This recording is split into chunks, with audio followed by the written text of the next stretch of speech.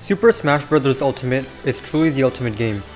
With Fighters Pass 2 coming to a close, the final roster ends with a ridiculous 82 characters, 103 stages, and over 1,000 music tracks. Due to the insane amount of content in the game, I think it's safe to say that it'll be very hard for the Smash team to surpass it.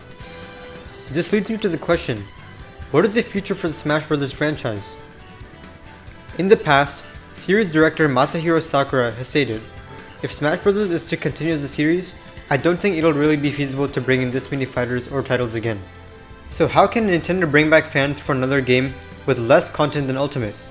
In this video, I'll break down the options for Smash's future and discuss what I'd like to see in the next Smash game. But before we begin, please hit the like and subscribe button if you want to see more content just like this. Now let's get into it. I can see Smash going in two directions. The first is a direct port, and the second is a different take on the series. Let's start by discussing the port option first. Assuming that Nintendo is able to obtain all the licensing and rights for every character, stage, music, and more once again, a direct port is an option. This would be in a similar vein to Mario Kart 8 on Wii U and Mario Kart 8 Deluxe on Switch, in which the game is almost identical except the Deluxe port comes with a few more additions and gameplay features. That being said, I can definitely see a Smash Ultimate port in the future. If, for example, there is a new console in a few years down the line, I can see Nintendo making a Smash Ultimate Definitive Edition in which the entire game is ported with all the DLC fighter packs pre-installed in the game. Then after that, the Smash team could resume with another Fighters Pass in order to revive the Smash Ultimate hype cycle. On the other hand, if Nintendo isn't able to obtain all the licensing, I could still see them porting Ultimate and cutting some fighters and maybe bringing back a mode like Break the Targets to appease the fans. However, removing characters is a dangerous bridge for Nintendo to be on, since letting go of any fighter will definitely come with some backlash. This is especially true for third-party fighters since they tend to be more hyped, but can also be harder to obtain rights and licensing for. If this were the case, how would Nintendo sustain interest despite cutting fan-favorite fighters?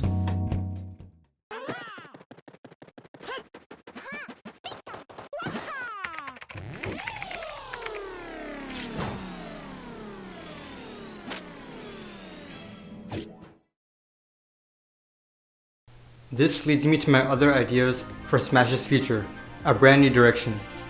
The idea can be achieved in a variety of ways, but let's start with the most typical. The usual formula for installments in the Smash Bros. Series typically follow the lines of a new engine with new physics, new renders, a new art style, lighting, and overall graphical improvements. Except in our case, some content would be cut from Ultimate since this route assumes that a direct port isn't possible. However, to compensate, I like to see new technical mechanics be introduced and some mechanics be adjusted. And what I mean by technical mechanics is more along the lines of parrying, directional air dodges, and the buffer system. Mechanics like this are small, but greatly change the gameplay of a game, so new ones or adjustments would make the next Smash game feel much different from Ultimate. It could also be gameplay mechanics. There's tons of ideas for this out there, but here are a couple of mine. Maybe this can be another move added to each fighter that's unlocked after a certain amount of time or from doing a certain input. Or the return of custom moves, but in more depth than just the slight variations done in Smash 4. If you have an idea for a gameplay mechanic, let me know in the comments. But more gameplay mechanics would make the next Smash game actually feel like a different game rather than the more minor tweaks we've gotten in the past. Another idea could be the introduction of reworked movesets. Many characters have kept the exact same or similar movesets from many iterations of Smash, but could use an update. I want full revamps for characters with brand new ideas for their special moves, and even for smash attacks and normal attacks. Every single move doesn't need to be changed, and some characters don't need as many changes as others, but every fighter should be retouched in some way or another so that the game feels different. This would alter competitive play significantly, because players wouldn't have a specific main that transfers over from Ultimate since the previous main would play differently. However, I don't feel like this is a super big deal because mains don't always transfer over from game to game. Sometimes a character is great in one iteration of Smash, but can get completely nerfed by balancing in the next iteration and vice versa. The positive is that a moveset revamp gives other characters a chance to be in the spotlight, rather than the usual characters like Fox, Zero Suit, Marth, Pikachu, Mario, etc., who do tend to typically be at the top of tier lists. Of course, Many high and top tier characters will remain high tier or top tier in a game like Smash because speed and mobility are so important, but they would play differently because they'd be given an entirely different kit. This gives characters like Ganondorf, for example, a chance to be better as well. Even though his properties would remain similar, he could be given a new kit enabling him to become a higher tier fighter. Overall, my main hope is that the development team is able to be creative with new movesets and give characters a fun new way to play. Mario is fun to play as, but don't you ever wonder how cool a moveset using Cappy could be? Or Sonic, with a moveset pulling attacks from his many games rather than only utilizing his spin dash. Or possibly best of all, giving the Fire Emblem clone and Echo fighters Marth, Lucina, Roy, and Chrom each brand new movesets that are actually based on their respective games. In my opinion, having movesets that are current or more representative of the fighter are equally as exciting as having a brand new fighter. For example, having Mario completely redone with moves pulling from all of its various 2D and 3D appearances is almost the same as having a new fighter in the cast, since at the end of the day, a fighter's movesets are ultimately what draws a person to playing them. Doing a full U-turn now, I want to bring up an idea I've always had as a kid. Back when Smash for 3DS was announced, I saw someone's fan-made trailer which showed the characters actually moving within 3 dimensions. As we know, Smash is a 2D fighter, but what if it could be a 3D fighter? Now, I'm not a game developer, so I don't have too many ideas for this, but I just want to plant the seed. As crazy of an idea as it may sound, I think it could also be extremely cool. I know that if the Smash team was tasked with this as an idea, they'd execute it in a way that would give us a brand new experience, but also not stray too far away from what makes Smash, Smash. Again, it's just an idea, but think about the possibilities of having characters be able to run in 8 directions and be able to fight in both the background and the foreground.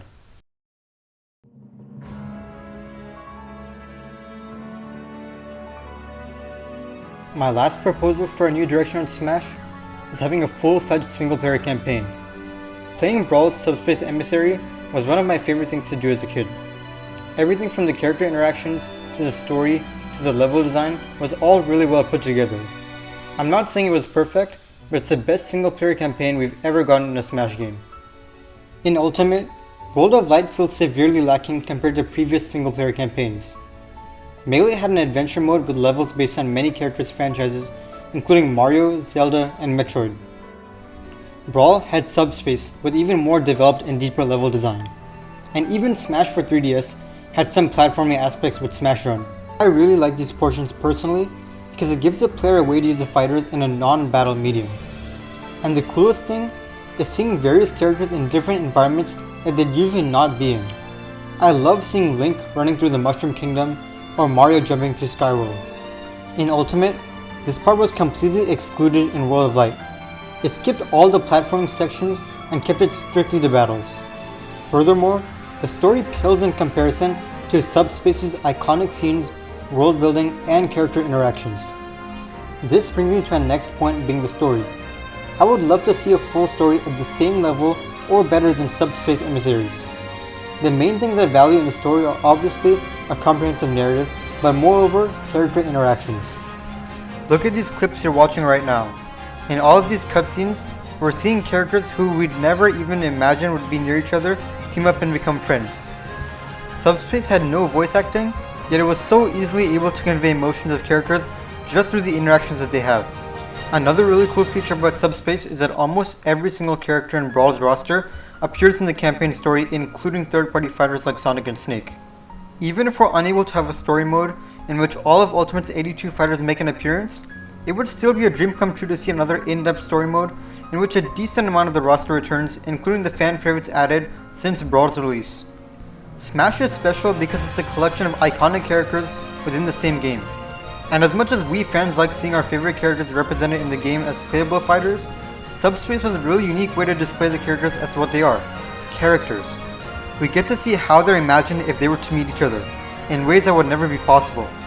In Subspace, the characters are all full of personality, a mix of what they're like in their original games and how Sakurai and his team imagined them to be in his world.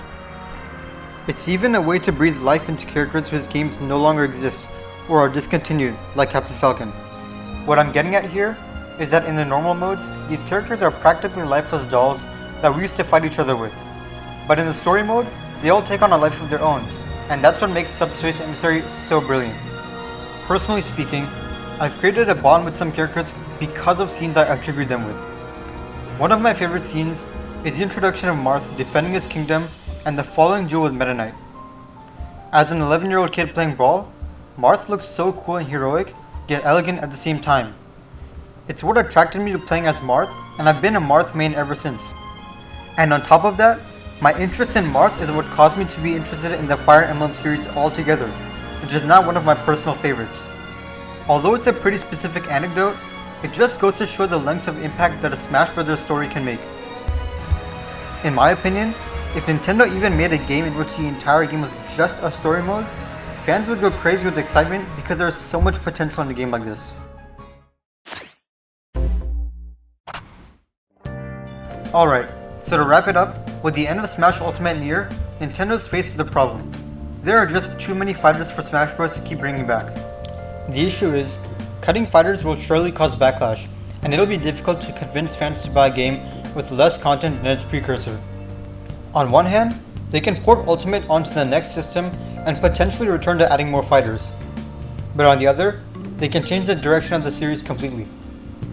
This can either be achieved by changing gameplay mechanics and revamping existing fighters to create a new experience, or it could be a brand new style of gameplay such as 3D movement, which would figuratively and literally unlock another dimension of play. Or they could create a new and compelling single-player campaign to get fans excited for the unlimited possibilities of a Smash Bros. Story. So in the comments, let me know which route you'd like Smash to take. Is it one of the routes I mentioned, or your own idea? And if you haven't already, please hit the like and subscribe button if you want to see more videos just like this. Thank you so much for watching, and I'll catch you guys on the next one.